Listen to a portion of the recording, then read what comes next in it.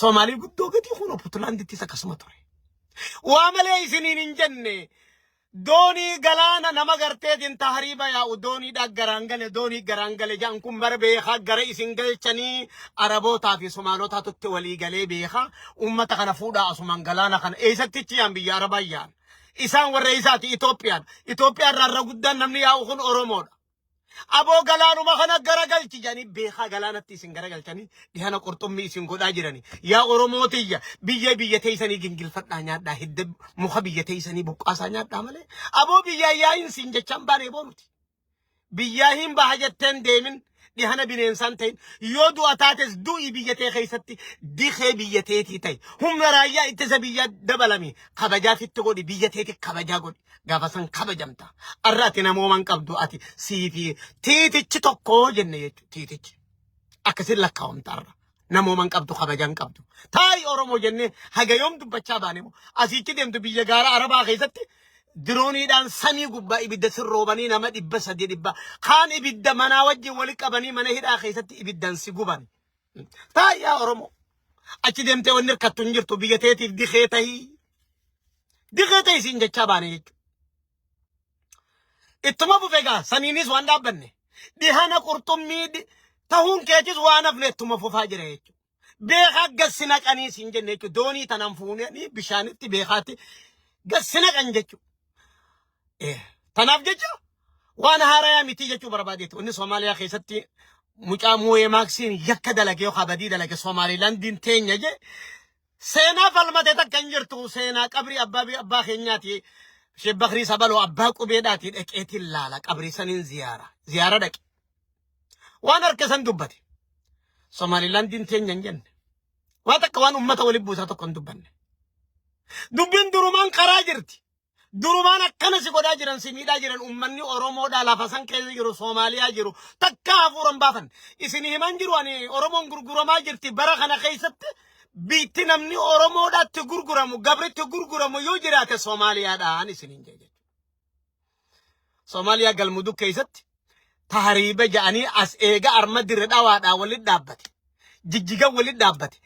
Laayinni kuni qaama nageenyaatii wajji wal qabatee makiinaa enetiree guutuu fe'amee dangaa Soomaaliyaadhaa eegamee tiifamee Soomaaliyaa seenee bakka itti mooraa ijaaramte walitti qabamee Moora san keessatti nama kana intalas gurbaas hamturra bareedaadhaan dhaabbata qaban akka sangaa jibicha jaldaaba dhaqanii jaldaaba laalanii keessaa bitatanitti bakka doolaara 300 intala dubraa qaccee waan biraa fakkaattu doolaara 300 bitatan jaarsa dullacha waggaa 100tiif gurguramu takka dhageessee ati bara kana keessatti bara namni akka gabraatti gurguramu ganaa bitatee gabrasaati.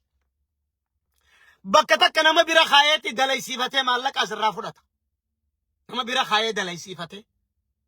Biitti namni Oromoodhaa arra akka gabraatti itti gurguramu Soomaaliyaa keessa.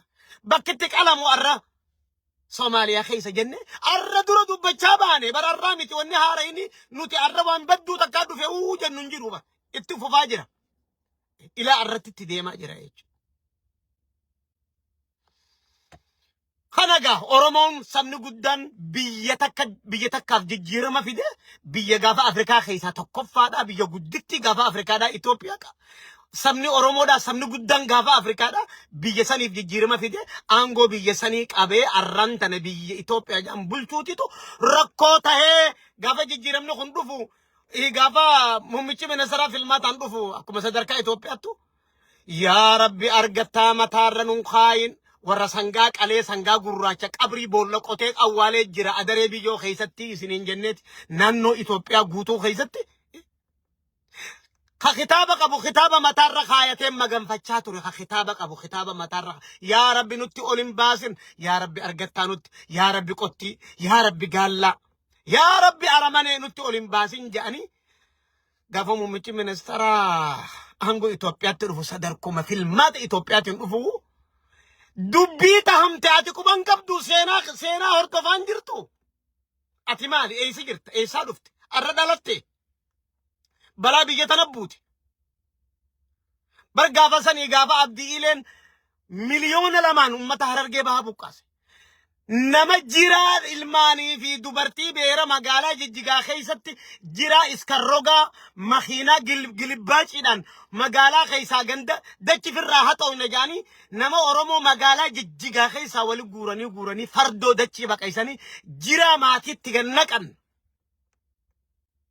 Seenaa tana takkaa dhageessee beekta. Dhufuuf jiraatti seenaan tun yeroo eeggatti. Akka seenaan tun cubbuun tun hundin baane gaafiin saba Oromoon deebine sirra dalagamaa jiraa hoggaa jennu.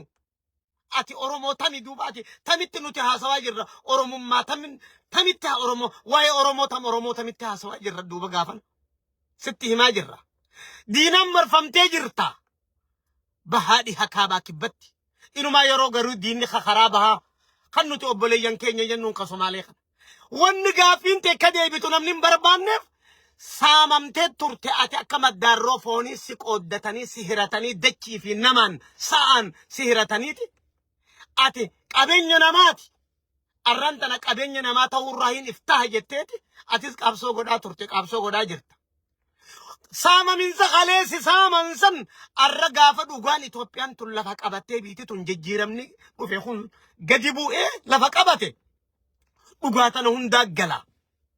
Akka tun hin galle Itoophiyaan badu qabdii. Itoophiyaan arra Oromoon bulchitu tun badu qabdiititu kaayoo diinota gaafa Afrikaadhaati. Kaayoo diinota gaafa Afrikaadha. Aboo maali tana caalaa maal sitti himnoo? Atis namuma jennee barsitti haasa'u jirra. Barballaa miti duudaa miti jennee sitti haasa'u jirra. Akkanaan miidhamtee siin jechaa jirra. Akkanaan miidhamtee firarra diinaa sitti heddummaati. Kaati fira seetu hundinuu diina keetii siin jennee sitti himne jechuudha. Sitti himne nuti dhugaa lafarra jirtu sitti himne. Waan atis agartu waan qabataman. Atis agartu sitti himne jechuudha. Kanaafuu maaliin jechuu barbaade? Waa'ee Somaaliyaadhaatis waan uumamaan Oromoon hin beekne keessaa Oromoon hijaan beektu. Waan na ajaa'ibsiisu keessa Oromoon hijaan beeku. Oromoon nagaya beeka lolli lola beeka. Nama biyya Ormaa keessatti baalageedhaan badaa namaatiin ta'us sadarkaa mootummaattis ta'u nama miidhame nama isa keessa jiraatu nama isaa wajji jiraatu nama ganda isaa keessa jiraatu Oromoon miidhuu hin fedhu.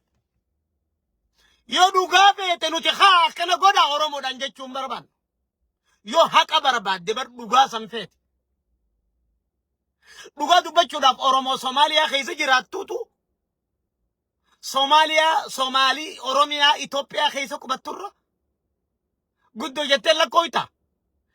Somaaliin Oromiyaa Itoophiyaa keessa jiraattu harka 4 itti deebite Oromoo Somaaliyaa keessa jiraatturra harka 4 harka 5 akkana ta'uu ni beekta. Qabeenya gurguddaadhaa wajjin ammas qabeenya gurguddaallee qabaatte. Sadarkaa gurguddoo jiraatte. Somaalii Itoophiyaa keessa jiraattuutitu ummata Oromooti wajjin qubattuutitu harka 5 Oromoo Somaaliyaa jiraatturra guddoodha. Kaa balleessaa jechuu qabnaa duuba nuti. Gaafa isaan ummata sanachii balleessan keenya kan akkana miidhan isin kan keessaa kana kaa balleessaa jechuu nuti waan kanan jenneef qabna. Jijjiiramni Oromoon arra biyya tanarra barbaaddu gaaffii saba Oromoodhaa deebisuudha. Gaaffiin saba Oromoo akka deebiftuuf biitti tun biyya nagayaa fi tasgabbiidhaa ta'uu qabdiidhaatitu kaayoo teenya. Hagasuu Oromoon ni miidhamaa siin jenne boo siin galu ati hangasuu. Haga biitti tun nagayaan tasgabbiir kattee injifannoo guutuudhaan jijjiiramni barbaannu mataarraa hanga miilaa gadi buutti gaaffiin saba Oromoo deebu ummanni Oromoodhaan ni miidhama. Wanni shoorarkaa kana oofaniin maali? Akka biitti tun nagayar kattee tasgabbiir kattee seeraan nageenyaan qubattee gatteeyse galmee kalee haatee gaaffii saba Oromoodhaa akka deebuuf gaaffii sabaa sablammootaa akka deebuuf akka hin dalagamne. Gaaffiin kun eenyurratti appalaayita? Isaan irratti appalaayita. Akka kun appalaayin taane biitti tun nageen arkatin. Kaaruma fedheenuu baay'een himiinsi nageen arkatin biitti tun. Kaayoo jettu diinonni kee qaban. Ammoo Oromoo haa jenne. Isaan turra badaa, isaan turra hamtuudha, isaaniif irra hamtuudha. Qabeenyaanis, heddumminaanis kanuu keessa jiru turra guddaadha. Kaa kan akkana godhaa jechuu qabnaa nuti.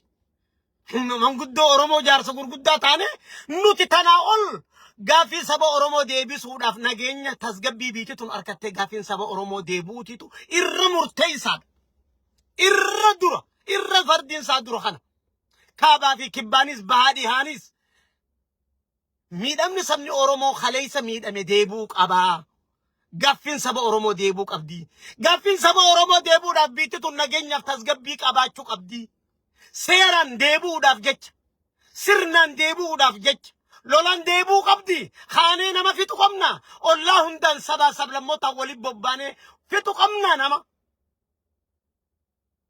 كوني خرائط غافي ليجيتيميت غافي حقق أبيسا لغق أبيسا خرطي نغنيان ديبسان إفيتشو فوداتي يو خاتي سبا سبلا موتا ولي بوتي خنو خانا سمني أورمو خجيجير ما في دي خبية بلشاجر ومني أورمو دا أورمو تو بيا بلشاجر تناف الربيتي كان اللاك أمتي توبي اللاك أمتي جيچو بربادن أجندان جو هرفانيس كانو أجندان جو هرفان دينانيس بيجتنا نجي دوركني أكا غافين سبا أورمو هندي بينو غدو مالي أتنا مامتي وي هوري دابواتي خينا انتهاسو خن